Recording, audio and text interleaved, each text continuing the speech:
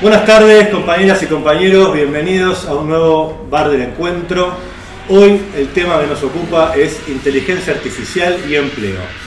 Para hablar de eso contamos con la presencia de Pablo Palmás, licenciado en Administración y Políticas Públicas, secretario de Gobierno de la UNSAM, de la Universidad de San Martín. Subsecretario de la UNSAM, Universidad Nacional de San Martín. Así que, bueno, sin más, Antonio, ¿tenés alguna pregunta para comenzar? Sí, gracias Pablo por estar acá en esta charla. Creo que lo primero que se me ocurre ante tanta vorágine que hay con el tema de inteligencia artificial es justamente cómo considerás vos el miedo que existe desde el punto de vista de las relaciones laborales que uno puede tener desde el punto de vista de las relaciones laborales con el tema de inteligencia artificial y esta cuestión, este cuco que hay de que aparentemente vienen por nosotros. ¿Cuánto de verdad es esto?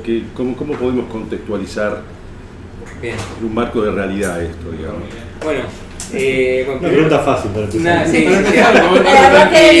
Algo tranquilo. Arrancó liviano el tema. Primero, gracias por la invitación. El lugar es muy lindo y bueno, tener una mesa para trabajar estos temas y pensar un poco y en esta lógica de charla, que es donde, digamos, Antonio esto también conoce mucho como apasionado de la filosofía, ¿no? Digamos, estos debates, estas charlas sirven mucho y lo voy a conectar con lo que, digamos, voy a tratar de conectar filosofía con la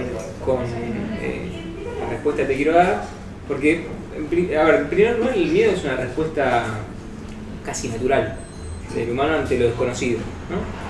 Y ahí está, digo que te iba a responder con filosofía, tal vez un poco al principio. Y tenemos la alegoría de la caverna, ¿no? De Platón, que bueno, quienes estaban en la caverna, ¿no? Veían sombras, ¿no? Reflejadas y tenían miedo de lo que pasaba afuera, y eran todas construcciones sin haber salido a ver la luz, ¿no? Y esa transición, que en definitiva lo que está trabajando ahí Platón es bueno, ¿cómo hacemos para salir de la caverna y qué significa ese pasaje de el mundo de, si quieren, lo más del sentido del sentimiento al mundo de las ideas y del conocimiento, esa transición que te propone? Bueno, es lo que tenemos que hacer y la respuesta sería esa. Para salir del miedo, lo primero que tenemos que tener es mucho conocimiento al respecto. Y bueno, y celebro la charla porque vamos a ir para ese lado, vamos a ir para empezar a conocer qué está sucediendo efectivamente con la inteligencia artificial. Que voy a aclarar dos cosas, me parece que está bueno tal vez empezar a plantearlo ya de entrada. Y es que la inteligencia artificial es un campo enorme, en realidad es un campo de una disciplina más importante que es la informática, ¿no? Las ciencias computacionales. Y la inteligencia artificial tiene a la vez subcampos. ¿Sí? Cuando escuchamos hablar de machine learning, cuando nosotros trabajamos algunas ideas de computación visual o visual computation, o sea, todo eso es subcampos de la inteligencia artificial, ¿sí? O el procesamiento del lenguaje natural. Esas son técnicas que están dentro de... Entonces hay que empezar a separar y como pasa con otras profesiones, otras especialidades, a ningún médico se le pide que resuelva todo. O sea que hay generalistas que pueden abordar un problema de manera general, pero cuando se pone más complejo, obviamente llegan hasta ahí y necesitan recurrir a un tercero. Lo mismo pasa con la abogacía. Hay muchas disciplinas que, bueno, por supuesto, tienen una cuestión general, pero tenemos que empezar para empezar a entender el tema, a diferenciar todo lo que hay dentro de ella. Así que es como una primera aclaración para... Hoy medio que todo es inteligencia artificial y tal vez puede tener algo de cierto, pero está bueno que nosotros podamos por lo menos identificar esto, ¿no? Que hay distintas cosas, ¿sí? Y sin duda, y probablemente lo que ha precipitado esta charla ha sido la aparición en noviembre pasado de algo que es muy conocido, es ChatGPT, que empezó a ser amigable, algo que estaba tal vez, algo que ya existía, pero empezó a ser amigable. Pero amigable porque se transformó en un chat conversacional, digamos, donde uno interactúa con una inteligencia artificial. Una inteligencia artificial que es una inteligencia generativa, que es un tipo de inteligencia artificial, o sea, que genera, ¿sí? Pero que está preentrenada, ¿no? El P de GPT es que está generando, que está preentrenada, ¿sí? Que después usa una función que se llama transformadora, ¿sí? O sea, es una función transformadora, ¿por qué? Porque genera lenguaje transformándolo de una manera que no vamos a entrar hoy en eso, que tal vez es profunda, es técnicamente compleja de entender, pero que está todo escrito. Son papers que son públicos, es información pública. Lo único que empezó a pasar ahora, y yo creo que el salto que tenemos y que estamos viviéndolo, es la abundancia de datos que se puede recolectar y que se pueden procesar, ¿no? Y esta técnica de inteligencia artificial ha logrado hacer eso. Tiene una base de datos enorme y encontró el modelo para ordenar esa base de datos, que básicamente la base de datos es lo que hemos como humanidad puesto en las redes, ¿no? En sitios web. Ha tomado toda esa información y la pudo sistematizar y hoy la tiene procesada, está preentrenada para poder dar respuestas coherentes, pero que va a tener muchas fallas, ¿no? Entonces estamos en ese momento. Si me entusiasmo con algo, párenme porque si tienen alguna duda, por favor. Pero bueno, hasta acá sería como este inicio de lo que estamos hoy conociendo como inteligencia artificial, que en realidad lo que estamos haciendo es estamos conociendo un tipo de inteligencia artificial que es generativa, que es del procesamiento del lenguaje natural. O sea, básicamente computadoras que hablan muy parecidos a nosotros y que además nos interpretan y que dan respuestas coherentes, no verdaderas, coherentes, verosímiles. Son verosímiles, eso también lo tenemos que entender para usar la herramienta con cierto cuidado de que no todo lo que nos diga o nos arroje efectivamente está comprobado, está chequeado, sino que en esta generación se confunde mucho. Por ejemplo, en donde más se confunde es en las referencias, en las citas. Ahí van a notar una gran imprecisión. Ahora bien, hay iniciativas gubernamentales, incluso de la Unión Europea, en el Congreso de Estados Unidos, para regular esta temática y que hasta los mismos creadores. Bueno, ese es el gran tema. Lo otro que generó pánico fue la aparición desde Elon Musk a otro diciendo esto hay que pararlo, esto hay que detenerlo, esto nos puede... Entonces, ahí claro, se generó mucho más terror. ¿Cuál es? Porque muchos han dicho que la reacción tiene más que ver con que son los que un poco quedaron rezagados en la carrera por el negocio que otro tipo de cuestiones. Pero bueno, el público en general no está al tanto de esas cosas, entonces esto genera todavía más temor y más confusión, ¿no? Sí. Bueno, como toda nueva tecnología y que con la potencia que tuvo y el grado de adopción, acá esto, cuando vemos la curva de cómo se adoptó esta tecnología, cuando vemos cómo se adoptó Facebook en el mundo, vemos que la curva, disculpen que ahora no se entienda mucho, pero que la curva iba subiendo pero lentamente, ¿no? Luego con Instagram ya vemos que la curva sube más rápido, o sea, crece la cantidad de usuarios más rápidamente. Bueno, el nivel de adopción de ChatGPT es el más alto de lo que nosotros en estos últimos años pudimos ver y probablemente pasen algunos años para que encontremos algo así. Es un hito y eso demuestra que efectivamente la adopción fue muy rápida porque la herramienta era buena y porque nos sorprendía. Estamos hablando de que aún sabiendo de qué se trata, la herramienta sorprende. La herramienta sorprende, bien usada sorprende. Y entonces la gente, la empezó a adoptar. Y ahora lo que se está discutiendo es, bueno, ¿para qué la vamos a usar? ¿Cómo la vamos a usar? Y se empiezan a poner algunas restricciones, limitaciones y empieza a haber esta suerte de pedido de parar todo. No sé si no estoy en la cabeza de los que escribieron esa carta, pero de vuelta lo quiero conectar con lo primero que dije, es la cantidad de tipos, o sea, los subcampos de inteligencia artificial. Y no sé si están pensando cuando pusieron la carta parar la inteligencia artificial del tipo de procesamiento del lenguaje natural, porque ya está bastante desarrollada, que es esto que vemos como GPT, o generativa, sino tal vez otras inteligencias artificiales que se están desarrollando, que van a estar saliendo y vamos a estar viendo en los próximos años. Entonces yo creo que lo que se está empezando a buscar es efectivamente darle alguna regulación a esto para que, porque entendemos que acá sí coincido que puede haber un grado de mal utilizado cuando uno le delega a una máquina una decisión. Efectivamente depende de lo compleja y lo grave o lo potente o el impacto de esa decisión. Desde luego tenemos que regularla o no regularla. Nosotros desde las universidades hay dos tipos de carreras. La carrera que podés aprobar sin demasiados protocolos, siguiendo los protocolos habituales. Después hay carreras que son potencialmente peligrosas para la sociedad, que tienen más regulación. Medicina, todo lo que tiene que ver con poner algo en el espacio, todo lo que puede llegar a tener un riesgo alto para la población tiene más regulaciones.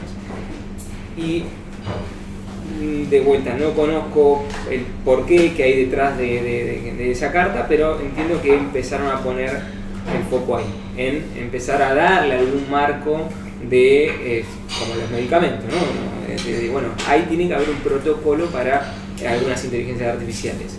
Porque, sí, efectivamente, si tranquilamente podemos empezar a delegar decisiones ahí, y después quién se hace cargo de esas decisiones, quién las va a controlar. Bueno, entonces, como primero el desarrollo es muy incipiente, pero el potencial es muy alto, ya estamos empezando a trabajar en eso, y lo que se está mirando es justamente de qué forma acotar y que las reglas de juego sean parejas.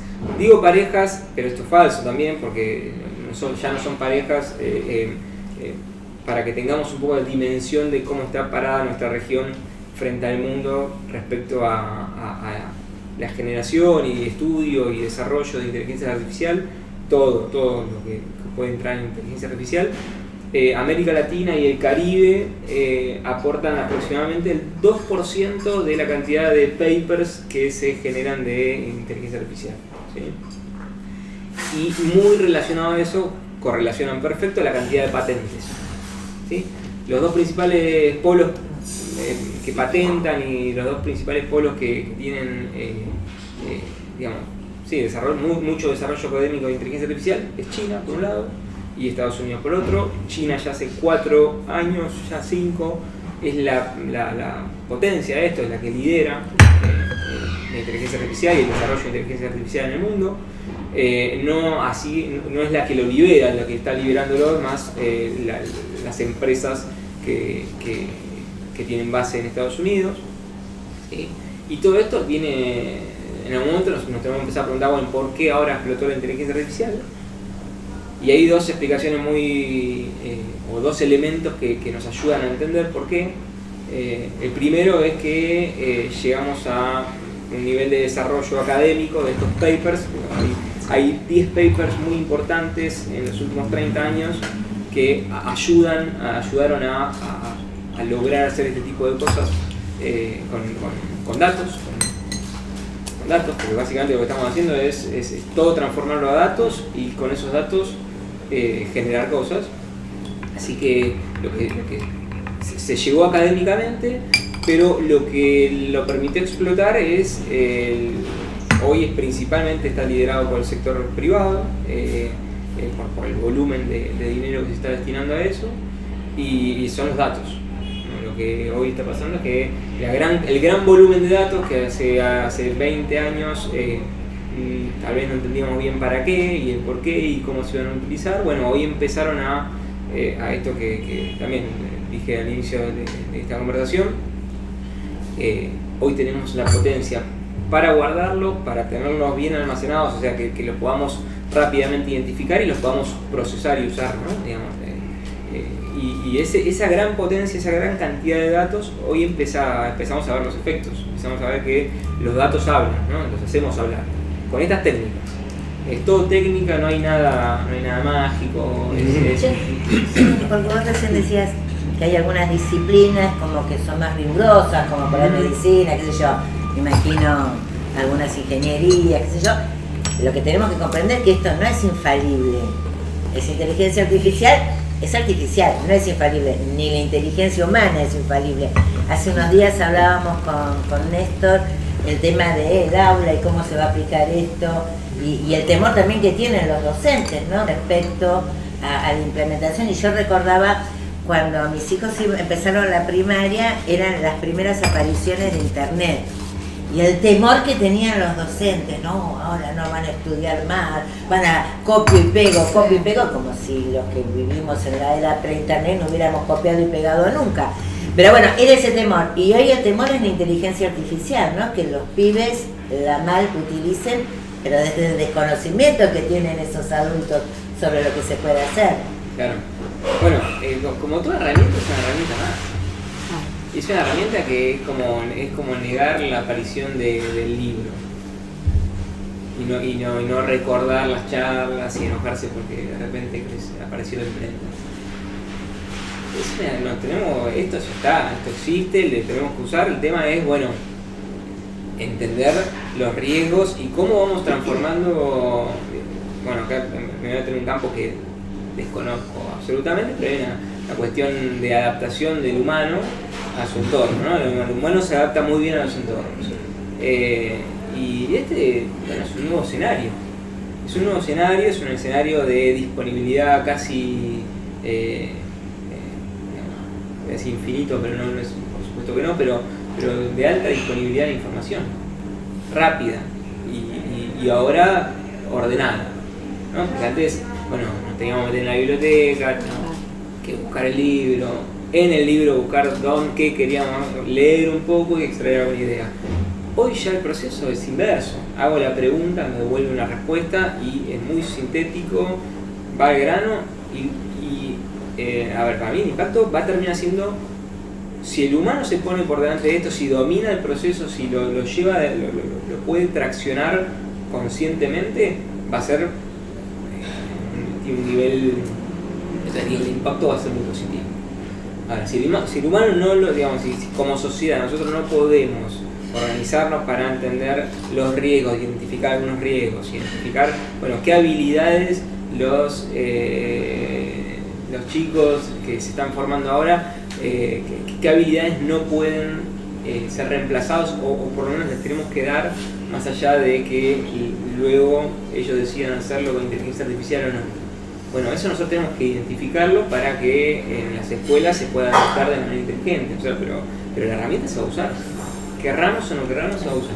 O sea que hay un chiste que lo leí el otro día de gráfico, que hay un chico que dice, si mi maestra supiera que el examen lo di con inteligencia artificial. Y la maestra dice, si los chicos supieran que las preguntas le hice con inteligencia artificial. Sí. O sea, la pregunta va un poco apuntada a lo de Antonio, ¿no?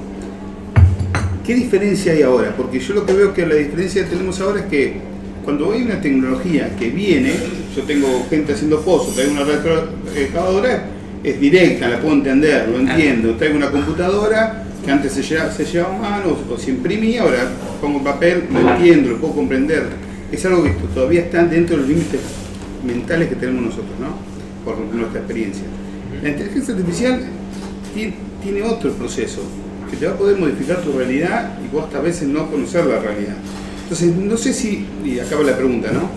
No sé si la modificación va a ser tan directa con respecto al trabajo, si no va a afectar al trabajo en sí de alguien, más allá de que sea imperativo, porque la inteligencia no puede pensar, pero puede elaborar cosas nuevas, ¿no? Entonces, si yo no puedo pensar, pero puedo elaborar cosas nuevas, es un proceso bastante parecido. O si yo creo algo de una pintura, lo creo algo que era inexistente, esa inteligencia artificial está haciendo mucho más que simplemente recolectar datos, ¿no? Pues lo está de una forma procesando. Si yo le pido a la inteligencia artificial que lo hace, dame una frase que me emocione o que emocione a una chica que quiero enamorar, de alguna forma la produce sin enamorarse. El proceso que yo tengo para escribir un poema es yo enamorarme del poema, ¿no? Yo sentir lo que escribo. La inteligencia artificial lo puede hacer sin sentir lo que hace, se lo logra hacer. Entonces, ¿hasta qué punto esa inteligencia artificial, cuando vos la llevas al trabajo, esas cualidades que tiene la inteligencia artificial va a poder modificar el trabajo? y hasta cuánto no va a modificar el trabajo, sino que va a modificar a aquellos que controlan los procesos de trabajo. No sé si lo explican, ¿no? Porque en realidad no es una máquina, es una retro que yo traigo y que hace un pozo.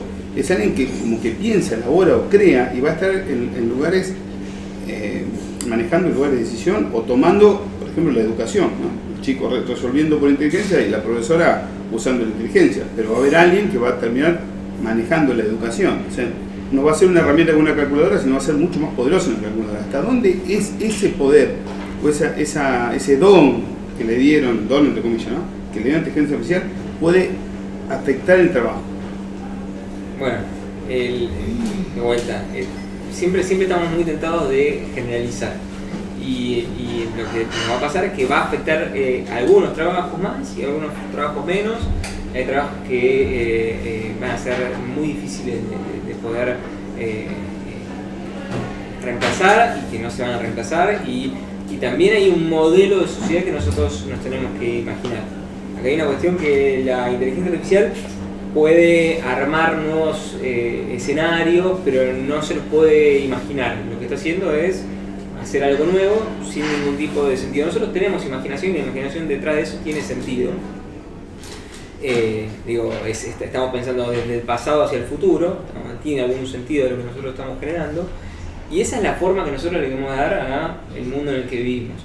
Y, por ejemplo, de ninguna manera quiero que en el mundo que vivimos el cuidado de personas que uno quiere esté en manos de un androide, ¿no?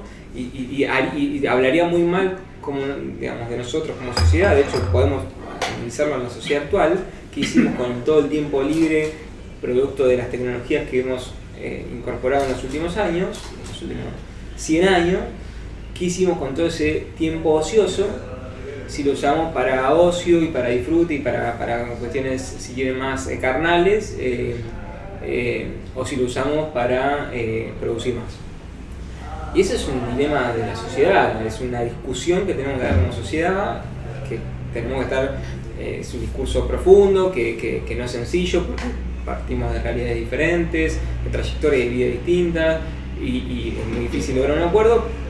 Puedo contestar tal vez en algunas cosas personalmente, y probablemente yo quiero incorporar inteligencia artificial para trabajar menos horas sin resignar salario y tener más tiempo para pasar con mis hijos, por ejemplo, ¿no? Y volver a tener tener algún acercamiento, no sé, o dedicarle más tiempo a hacer compras y no comprar en un supermercado, que me llegue el pedido a mi casa en algún momento yo no esté.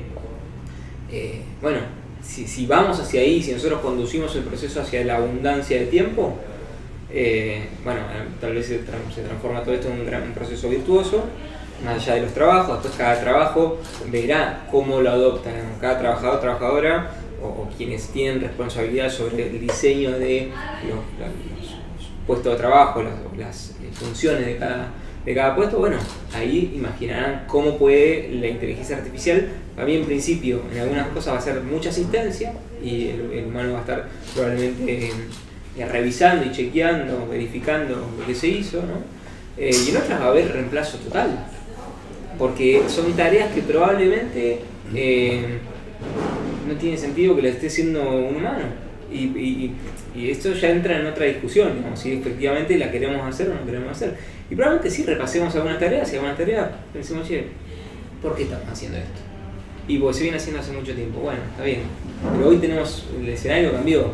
Entonces hay una discusión que requiere que es muy compleja, que es cómo transformamos los puestos de trabajo, cómo transformamos la forma de trabajar y qué vamos a hacer con el tiempo libre, porque si el objetivo va a ser producir más solamente, bueno, en un momento se nos van a agotar las fuentes que nosotros hoy utilizamos para producir, ¿no? Y a lo mejor tenemos que ir hacia la producción cultural, hacia la producción de otras cosas, producción de alimentos más orgánicos. Hay una serie de escenarios que uno puede imaginar, que ya pasan al terreno de efectivamente de la imaginación y de proponer escenarios distintos a los que tal vez hoy nosotros estamos abocados, o que en los escenarios que aparentemente hoy son los que van a prevalecer. Y la invitación un poco es, bueno, ¿qué tal si nosotros pensamos y empezamos a proponer otros escenarios, ¿no? Y disputamos esos escenarios? Y yo creo que sí se abre, sin dudas, una posibilidad ahí. Que si nosotros adoptamos bien algunas tecnologías o algunas técnicas de inteligencia artificial para trabajar y que sea el trabajo más liviano y que tengamos más tiempo y que, digamos, no por eso vivamos peor en términos salariales y disponemos de más tiempo, bueno, de hecho, gran parte de los gastos, está bien, esto de vuelta es muy particular, hay un análisis que en algunas situaciones, digo, sentados cómodamente podemos hacer, y hay urgencias que no estamos tal vez poniendo sobre la mesa, pero gran parte de la economía a veces gira en torno a tercerizar cuidados, o porque no llego con el tiempo, me incurro pongo plata en otra cosa porque yo no tengo el tiempo para hacerlo. Bueno, va a haber ahí alguna modificación en eso. O sea, y el tema es, bueno, ¿qué va a suceder después de eso? No sé, son escenarios que tienen tantas variables que nos diga qué es lo que va a suceder, bueno, nos está mintiendo o tiene mucha suerte, digamos. ¿Sí? Antes de dejarte hablar, Nes, perdón, quería comentar que nos están viendo. Yo igual una robotina acepto, Yo una robotina no tengo ningún problema, no, pero tenemos un montón de compañeros y compañeras que nos están siguiendo por el streaming. Está Elena Con, la Secretaría de Justicia y Derechos Humanos, Ministerio de Desarrollo Social, la compañera del Ministerio de Salud, Julieta, compañeras de Turismo, el compañero también de Derechos Humanos, Ernesto Filippi de Educación, muy interesante el tema, los compañeros de PAMI, los compañeros, voy a nombrarlos a todos porque después tiran la bronca, de Trabajo, Lotba, y por aquí había uno que decía: justo pesqué a mi hija de 12 años innovando en los machetes con el chat ese. El compañero Marcos López. Bueno, sí. A mí me gustaría volver sobre un tema que empezó la charla, que al ser un tema tan de moda, digamos, los medios hablan mucho, pero también hay mucha desinformación sobre qué es la inteligencia artificial. Nosotros en esta mesa todos tenemos claro porque venimos trabajando en eso, pero nos ven muchos compañeros que no tienen ni idea de qué es la inteligencia artificial. En este sentido, ¿la inteligencia artificial qué es? ¿Es un programa? ¿Un lavarropas es inteligente? Porque vemos lavarropa inteligente, heladera inteligente, ¿es inteligente? ¿Y qué es el tema de los sesgos? Bueno, está bueno, te agradezco, Néstor, la pregunta. Un centro me tiran pero es un fenómeno. Bueno, sí, bueno, ¿qué es inteligencia artificial? Bueno, se explica bastante, es tautológico, ¿no? Es las máquinas imitando la inteligencia humana. Eso hay múltiples definiciones, está en discusión el concepto, pero para tratar de llegar a todo y que comprendamos, es las máquinas imitando la inteligencia humana, ¿no? En todas sus dimensiones. Lo que después ahí va a pasar es, volviendo a esto de las múltiples o los múltiples subcampos que tiene la inteligencia artificial, bueno, dependiendo que vamos a hablar de inteligencia a través de la visión computacional, vamos a hablar de procesamiento del lenguaje natural, vamos a hablar de transformación de imágenes, bueno, de generaciones. Es una cuestión de, en cada subcampo que veamos, vamos a ver ahí un desarrollo de, si quieren, alguno de los sentidos del humano. En definitiva va a haber eso, donde es bastante complejo y donde probablemente se está más lejos que para llegar a lo que conocemos los androides, estos que son máquinas que digamos, muy parecidas al humano. Bueno, es en la motricidad fina, eso va a tardar mucho en ser reemplazado, no porque hoy no esté la tecnología para hacerlo, sino porque es muy cara la tecnología para hacerse.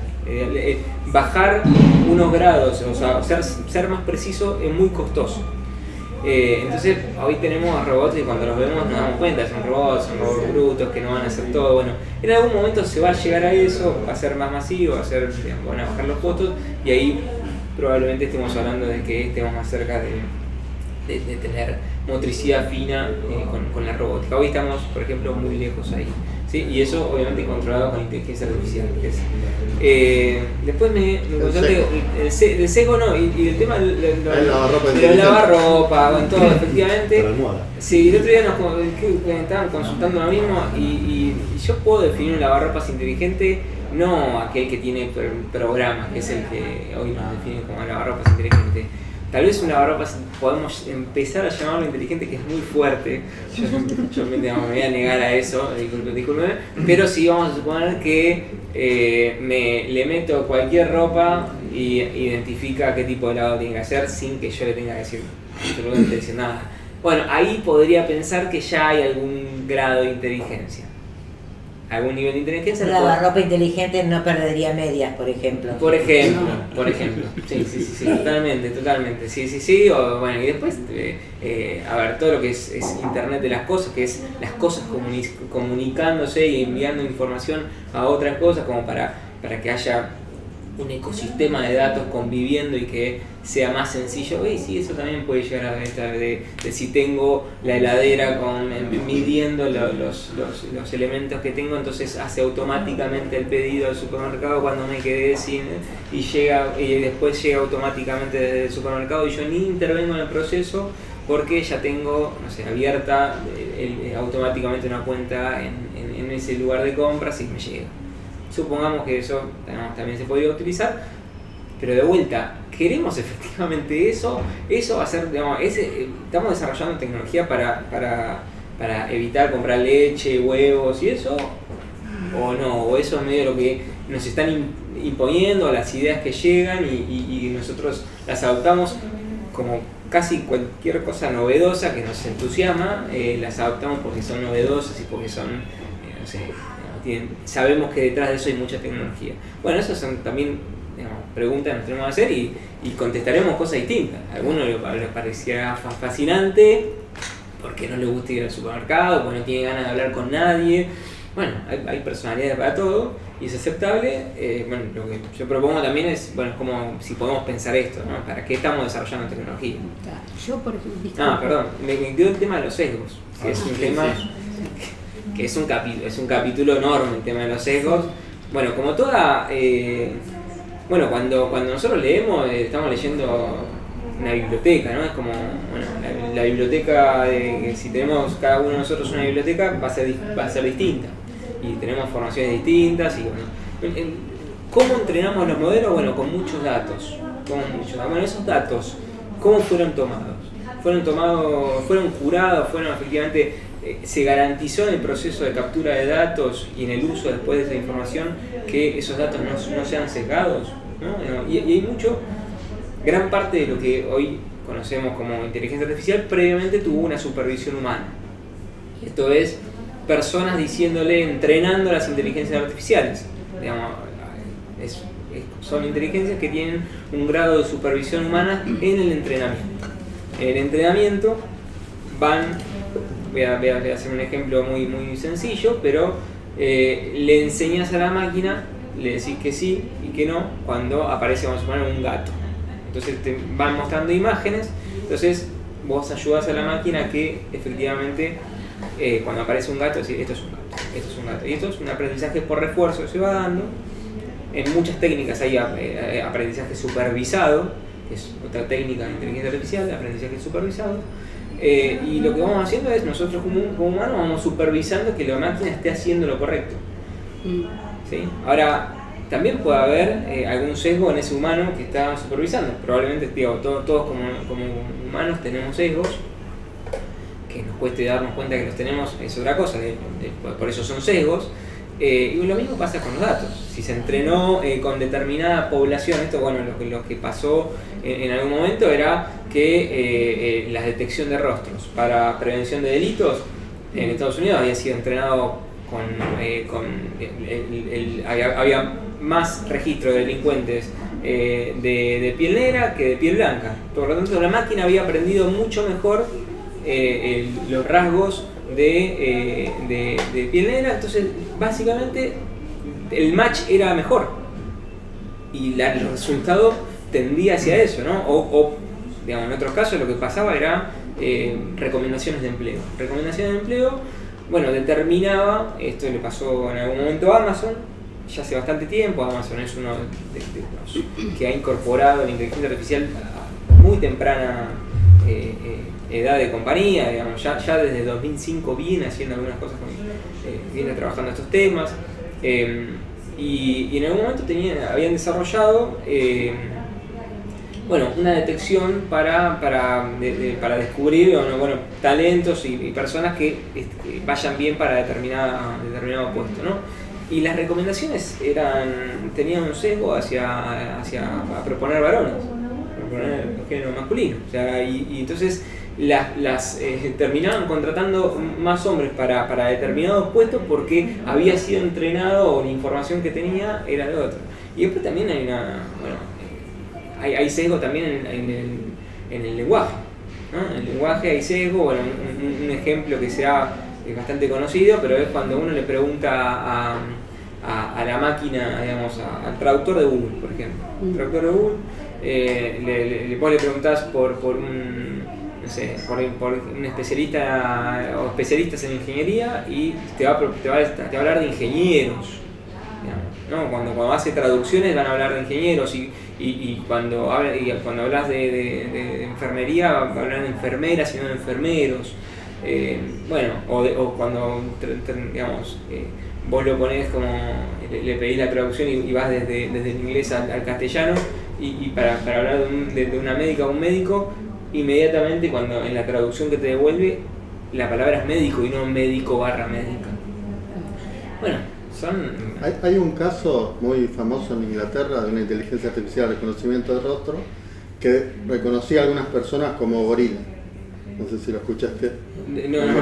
Esta persona es un gorila. No lo tengo. Y lo llegan a traer acá.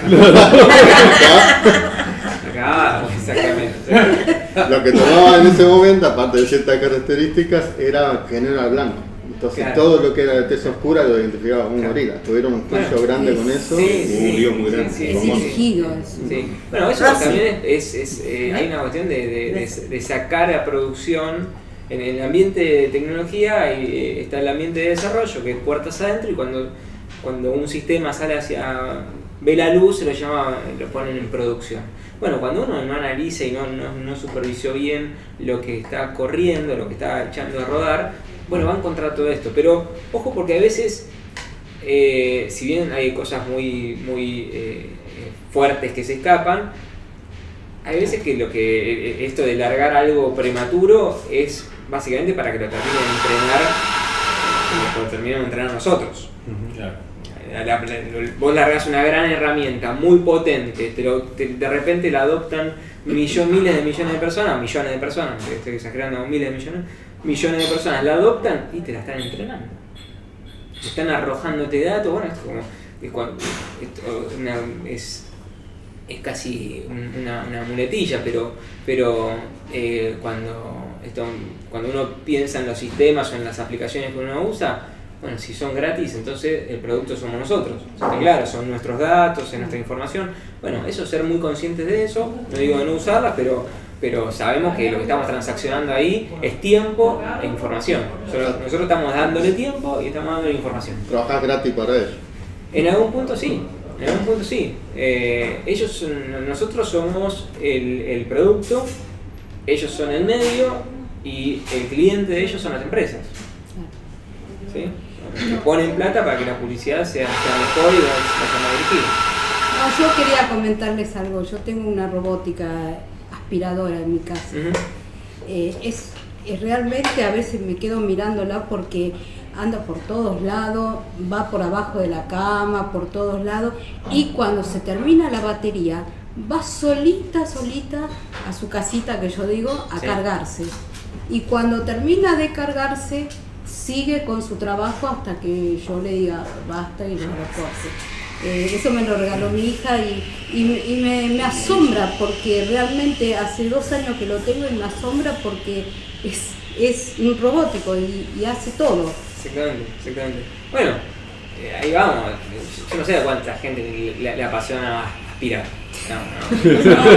Capaz que sí, pero ese no se la va a comprar y listo. Pero Aspirar el piso. Aspirar el piso. Bajen un Perdón, cambio. Bajen un una cambio. aspiradora, dije. Bajen un Aspirar el... cambio. Planchar y lavar, digamos. No, una aspiradora. Bueno, lavar tampoco No, podríamos. Va a haber tareas que van a ser suplantadas rápidamente porque efectivamente el esfuerzo físico y el tiempo dedicado lo podemos estar usando para otra cosa, no son productos caros No. y bueno, sí, la adopción va a ser alta. Yo digo, un poco con lo que estás comentando y volviendo al tema de la relación con el trabajo, evidentemente esto es una advertencia, o sea, es una herramienta que nos provoca, o por lo menos tomarlo como una gran advertencia, porque estamos comentando que va a haber tiempo libre. Esto va a implicar, de alguna manera, y lo digo desde el punto de vista del Estado. No, está bien, no, más o menos, porque hoy...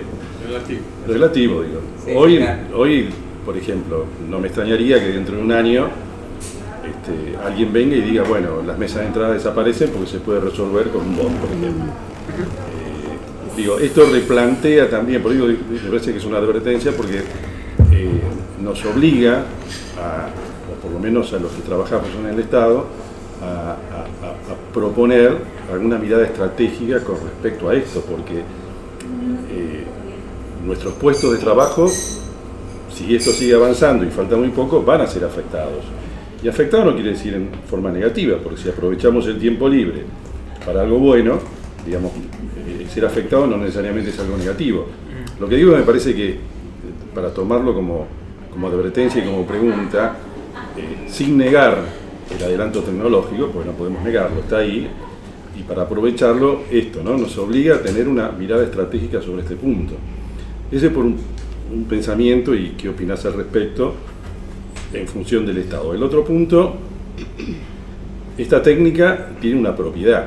Digo, ¿quiénes son los propietarios de esta técnica? Porque no es el Estado, son empresas. Por lo tanto, esa mirada estratégica, cuando la tengamos, tenemos que tener en cuenta que los dueños de esta tecnología no somos nosotros ni el Estado, por ahora supongo que no, son empresas. Y ahí creo que también, me parece que es algo a prestar atención y a tener en cuenta, ¿no es cierto? Dejame empezar por la segunda, porque la otra me parece que va a ser más larga. Los modelos son de público conocimiento, tienen acceso libre y están liberados porque son papers académicos. Son básicamente una producción académica mostrando cómo se puede hacer una técnica de estas. O sea, eso es conocimiento libre. Lo que no es libre, o mejor dicho, la propiedad que tienen las empresas es la acumulación de estos datos. Por eso digo, ahora lo que se ha descubierto es la técnica para aprovechar toda esa información. Y ChatGPT, o GPT en realidad, es pertenece a una empresa, que al principio empezó como una fundación, ahora ya se transformó en una empresa, pero empezó con... ¿sí? Y bueno, hoy está liberado eso, y está liberado en un nivel, está liberado. Después, si vos querés podés pagar mensualmente y accedes a la nueva versión que tiene, por supuesto, más funcionalidades. Ese servicio conocido como freemium, ¿no? Que viene en inglés, es gratis, y que después te pasa el premium. O sea, tenés las dos versiones. Primero la adopción lo haces liberando la herramienta, dándolo gratuitamente, y luego si querés estas funciones que te las di para probar antes, te las habilité, ahora tenés que pagar. ¿Sí? El primero te lo regalo, El decía primero la te lo canción. regalo. Exactamente, esto es muy viejo, pero se está haciendo, digamos, esto Sí. está haciendo todo. Sí, o como Todas las YouTube que te dice, aplicaciones. si no querés recibir la propaganda, bueno, pagás. Exactamente. O sea, la prestación no sé si es mejor, sino simplemente no tenés la interrupción permanente de la publicidad. Sí. Y volviendo al tema de, probablemente vos lo estés relacionando más con este lenguaje, procesamiento del lenguaje natural, las herramientas conversacionales. Bueno, de esas herramientas conversacionales, en el último año, en 2022, de los 32 motores, de los 32 modelos, o sea que estamos hablando de un modelo que se aplica a una base de datos robusta y que arroja resultados buenos, de los 32 modelos exitosos en 2022, entre ellos GPT, ni siquiera ChatGPT, porque digamos como una aplicación sobre ese modelo, el chat, 5 solamente fueron financiados por el sistema público y 27 por empresas. ¿Sí? O sea, claramente esto está en manos del sector privado.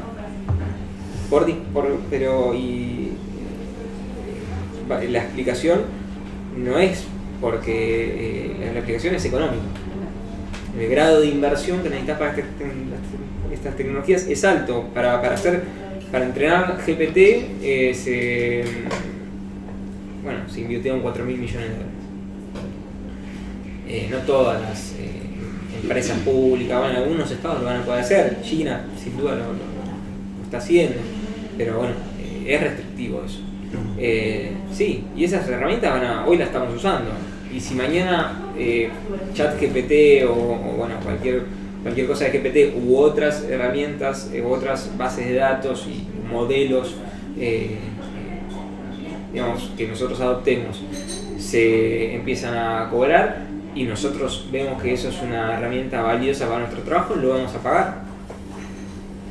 Lo vamos a pagar como pagamos otras herramientas. Si en algún momento, vamos a suponer que Gmail, Google, dice, che, ya tenemos suficientes datos, los mails los podríamos empezar a cobrar. Todos nosotros nos agarramos la cabeza, porque todos tenemos cuenta de Gmail, todo eso, ¿no? Y es casi es identitario, o sea, es parte de, casi en la tarjeta va también el mail, ¿no? O WhatsApp. ¿Cuántos de nosotros se comunica por WhatsApp? Y si en un momento WhatsApp dice, vamos a empezar a cobrarlo. Bueno, probablemente muchos, y esos son negocios, por ejemplo, se llaman basados en red, ¿no? Digamos, son negocios de red. Que la potencia del negocio está solamente explicada, no solamente porque la herramienta es buena, sino principalmente porque hay efecto de red. Y el efecto de red empieza a valer algo cuando es adoptado por mucha gente, si no, no vale nada. ¿Sí? O sea, el efecto red en economía, en el mundo de los negocios, necesita el freemium. Necesita primero instalarse, adaptarse, luego eventualmente cobrarse.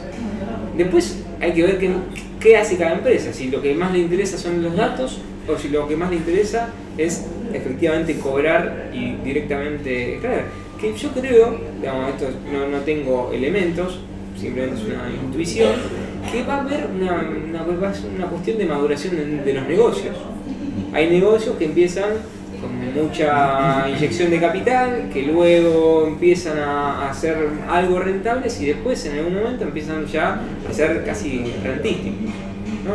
Empiezan a transformarse, no voy a decir un commodity, pero en algo que efectivamente puede generar ingresos constantes porque está muy, muy instalado. No sé, porque todo esto nuestra generación, todos nosotros lo estamos empezando a vivir, no sabemos cómo termina la película, sino podemos imaginar unos escenarios y bueno, va por ahí. Y después, esto también fue larga, disculpen la respuesta. La primera es el impacto, ¿no? de la inteligencia artificial en el mundo del empleo y las posibilidades. Yo creo que yo desconozco el impacto real. No lo sé. Va a depender de cómo nosotros aceptemos usarlas o no. Y si en algún momento hay un marco. También el marco y esta preocupación puede ser porque rápidamente muchos empleos pueden ser reemplazados. Eso podría ocurrir, que algunos empleos pueden ser reemplazados. Porque vamos a suponer que si vos haces porque hay dos lecturas. O ganás en tiempo, si pensás desde lo humano y desde, digamos, si querés una visión más, un enfoque más humanista y social, o pensás en humano y entonces lo que hacemos es ganamos tiempo, o sea, obtenemos más tiempo y obtenemos el mismo salario trabajando más tiempo, ergo tenemos más tiempo disponible con nuestras familias y con nuestros amigos, etcétera, para crecer digamos, como sociedad, como persona. Pero también te puedo decir, si estás parado del lado corporativo, de empresaria, que el fin de tu negocio es obtener dinero y el empleado en definitiva es el medio para vos obtener. Bueno, si vos bajás ese costo, porque ahora hace con estas herramientas de inteligencia artificial, trabaja menos tiempo y bueno, ese tiempo que vos no estás pagando, estás obteniendo más plata. Bueno, son los enfoques. Son los enfoques. Claro. ¿Cómo lo vamos a frenar eso? ¿Cómo lo frenamos? Digo, tenemos la capacidad de frenar esta evolución, porque esto claramente yo lo que veo que genera exclusión.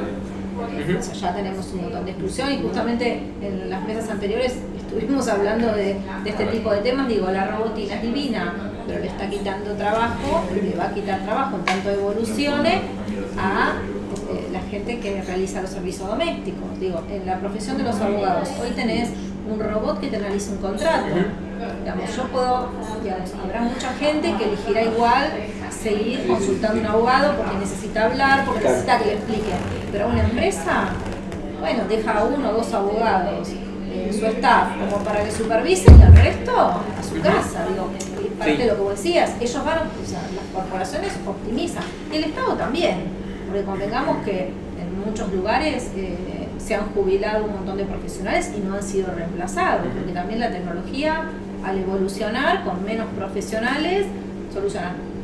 Después podemos tener nosotros como peronistas y como sindicalistas otra mirada de esa realidad. Yo no creo que optimicen los servicios, porque creo que hay profesiones que son irreemplazables, la mirada humana. Sí. Abogados, trabajadoras sociales, médicos, digo, muchas profesiones donde en las decisiones, desde la mirada que podamos tener peronista, no la comparto.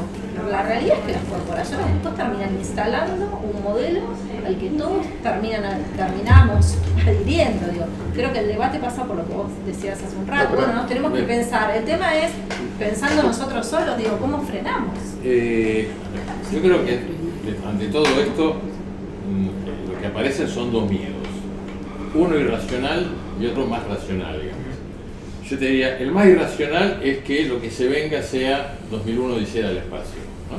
La famosa AL, la computadora que cobra vida y se revela frente a los que la programaron. Este es el miedo más irracional, alentado por la ciencia ficción, etc. Hay un miedo más racional que tiene que ver con algunas preguntas que nos hacemos. Digo, la aparición de tecnología hemos pensado que nos puede generar más tiempo libre desde que apareció la computadora, la primera. No empezó este análisis ahora con la inteligencia artificial. Lo que ha ocurrido es que algunos trabajadores que consiguieron más tiempo libre, en lugar de dedicarse a la cultura o cuidar a los hijos, para conseguirse más trabajo para ganar más dinero, y que a su vez otro sector de la población pasó a la exclusión. Creo que acá es donde radica el gran temor, y es desde qué centro, desde qué poder se va a determinar qué tecnología usamos y en qué condiciones y de qué manera y para qué. Porque de lo que va a depender es de esto, digamos, es de una decisión política. Y me parece que la discusión no es tecnológica ni es científica, sino que es política. Que ahí es donde nosotros tenemos que... No se trata de frenarlo, se trata de saber cómo lo aplicamos, con qué objetivo, con qué sentido, hacia dónde lo dirigimos, ni ludistas ni ingenuos. Creo que pasa por acá. Y eso también va a depender del poder que tenga cada estado, como para, a ver, en Europa se han puesto límites a los datos que las empresas de conocimiento pueden trasladar a sus centrales. Acá al solo plantear esa hipótesis nos da risa, decimos nosotros que vamos a controlar, si resulta que le quisieron dar a una empresa para hacer telefonía y lo llamaron y le dijeron, ojo con lo que hacen. Bueno, pero esto es un problema político, no es un problema tecnológico. Entonces, creo que más que caer en este miedo, lo que tendríamos que reflexionar es desde dónde se construye poder y qué tipo de poder, como para incorporar todo esto. Yo creo que desde que el hombre descubrió el fuego hasta la fecha ha habido innumerables avances en materia de técnicas, de tecnología. Esto puede ser para que vivamos mejor, para que no haya exclusión si nosotros vamos a su vez aplicándolo y capacitando a todo el mundo como para incorporar estas técnicas, aunque algunos quizás van a tener que reconvertirse y hacer otro tipo de trabajo. Esto sí, ya viene pasando desde hace mucho tiempo. Nosotros cuando aparecieron las computadoras en la mesa de entrada que planteabas vos, tuvimos que reciclar a esos compañeros porque hicieran otra tarea, porque la gente venía y lo hacía, no necesitaba un empleado que le pusiera un sello y le moviera la hojita. O sea, no es algo nuevo. yo creo que más que asustarnos deberíamos reflexionar en otro terreno. Deberíamos reflexionar en cómo se construye desde los trabajadores el poder necesario como para estar en la mesa de discusiones de cómo se va a aplicar cada desarrollo tecnológico y si lo vamos a dejar en manos de ciertos poderes muy concentrados y en algunos casos transnacionales, o si vamos a fortalecer estados en condiciones de sentarse a la mesa de discusión. Me parece que eso más que asustarnos o pensar en otro tipo de cosas. Que llegar va a llegar igual. Llegar va a llegar igual, no se lo puede frenar. ¿De qué manera reducir el impacto negativo para que sea potenciar las cosas positivas, reducir los efectos negativos y generar. Creo que esa es la discusión en el fondo, ¿no? Me parece. Sí. Dale una vuelta. Ahí lo que hablaba la compañera, nosotros en el Estado, como trabajadores del Estado, vivimos la incorporación del GEDE, que es el sistema de gestión electrónica. Pero el sistema de gestión electrónica existe una firma digital, que es un empleado físico. Una inteligencia artificial no va a poder firmar. Se va a necesitar, por normativa legal que hay dentro del Estado, que sí un ser humano dé fe de ese documento. O sea que los documentos solos no lo va a poder hacer. Y después la otra mirada, por ahí que comparto con lo que decía Omar, no va a generar tiempo libre. ¿Por qué? Porque lo que hemos vivido con las herramientas es que cada vez que aparece una herramienta, aparece una nueva tarea gracias a esa herramienta. Si yo tengo algo que me escribe automático, yo tendré que analizar más el concepto de lo que escribe. Si yo tengo a alguien que me escribe un decreto, tendré que pensar más en la política que implementa ese decreto. Y eso nos lleva a otra cosa que por ahí es para otro debate, pero ahí va la pregunta. ¿La productividad puede medirse igual en el Estado que en el privado o son diferentes objetivos? Claro. No, pero como todo, casi todo es medible. Se puede medir, se puede medir. El tema es identificar cuál es el producto, ¿no? Lo primero para medir es cuál es el producto. ¿Cuál es el producto del Estado, ¿no? Lo que el Estado, digamos, la gran diferencia que tiene el Estado con el mundo privado es que los beneficios son sociales y no son beneficios económicos en términos de repartir ganancias. O sea, el objeto del Estado no es tener ganancias, sino, en todo caso, si hay ganancias, reinvertir, ¿no? Hacer más potente el aparato público y en definitiva, aumentar la calidad de vida de su sociedad. Ahora, después tenemos que analizar qué ofrecía el Estado, no sé, hace 100 años, hace 50 años, ¿no? ¿Qué bienes y servicios ofrece el Estado? Bueno, es múltiple, ¿no? Y por supuesto iba cambiando, iba complejizándose y vamos creando direcciones y oficinas nuevas porque hay nuevos con problemas. Y probablemente haya un montón de problemas que hoy el Estado no esté pudiendo atacar porque no tiene el personal suficiente o no tiene los recursos suficientes. Bueno, también es una tarea, para mí lo que no deberíamos, o sería como retroceder mucho, es discutir sobre que el Estado tiene que ser eficiente. Eso sí, el Estado tiene que ser eficiente, tiene que dar un buen servicio, tiene que prestar un buen servicio. Y para ser eficiente hoy, es muy absurdo pensar que, aparte esto viene muy del sector privado, especialmente de los que producen alto valor, es que no podés generarlo si el personal que trabaja en esa organización está mal pago, no tiene condiciones buenas de trabajo, no tiene una perspectiva a futuro de qué va a hacer. Todas esas son cuestiones muy centrales para hoy,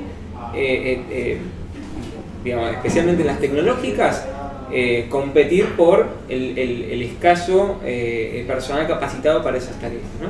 Entonces, digamos, sin duda, si el Estado hoy, vamos a suponer que en principio hay una discusión de tiempo, de cuestiones que efectivamente nosotros tenemos que empezar a dar, qué vamos a hacer si hay tareas que se facilitan, se simplifican, bueno, ¿qué vamos a hacer con ese tiempo? Si ese tiempo lo queremos empezar a utilizar en otro lado, ¿no? Esto que decíamos, no quiero pasar aspiradora, quiero hacer otro. Bueno, eso pensémoslo en otras cosas. No hay una respuesta general. Sí hay tal vez una lógica, como premisas en las que uno puede llegar a partir para pistas para poder trabajar colectivamente. Pero sí tenemos que, de vuelta, conectándolo con el inicio de la charla, es pensar para qué vamos a adoptarlas, ¿no? Ser muy conscientes de ese proceso, ver cómo se traccionan y de ser muy conscientes del impacto que genera eso, ¿no? Sin discutir que la calidad del servicio que brinda el Estado tiene que ser buena, porque esto es como una empresa que te brinda un mal servicio. Me voy a enojar con esa empresa. Encima me estás y bueno, y también eso, digamos, de ciudadanía, si no ve que el Estado no ofrece un buen servicio, se va a enojar con el Estado. Bueno, así que desde el lado de la eficiencia, de qué produce el Estado, eso sabemos que tenemos que adoptar, y que si hay tecnologías que nos sirven para hacer mejor las cosas, más fácil, más ordenado, más organizado todo, excelente. El tema es que tiene que haber condiciones básicas para adoptarlas, un marco general de cómo se van a adaptar inteligencia artificial en el Estado, ¿no? ¿Cuáles van a ser los objetivos? ¿Qué no puede pasar? ¿No? En una de las técnicas que es el aprendizaje por refuerzo, nosotros le damos un premio, o sea, es un agente, el agente es el agente computacional, que es básicamente el algoritmo que es premiado cuando obtiene algo, un resultado esperado, para lo que lo estamos entrenando, y castigado cuando le sacamos eso. Bueno, en definitiva, cuando nosotros trabajamos con inteligencia artificial y premiamos y estamos trabajando con este tipo de algoritmos que desarrollamos, lo que buscamos es optimizar y hacerlo de la mejor manera y aprendiendo. Bueno, esto mismo tenemos que llevarlo al campo que estamos discutiendo hoy, que es cómo vamos a adoptar esa tecnología, qué tipo de entrenamiento se le va a dar y uso, y este marco tiene que ser construido colectivamente, ¿no?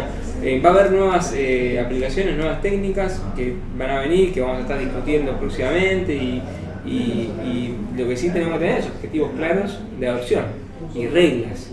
Y lo que no puede pasar es que efectivamente se cobre peor, se pauperice el empleo público, ¿no? y se entienda que tener una planta con buena capacidad y con buenos ingresos y con perspectiva, etcétera, te ayuda a la organización.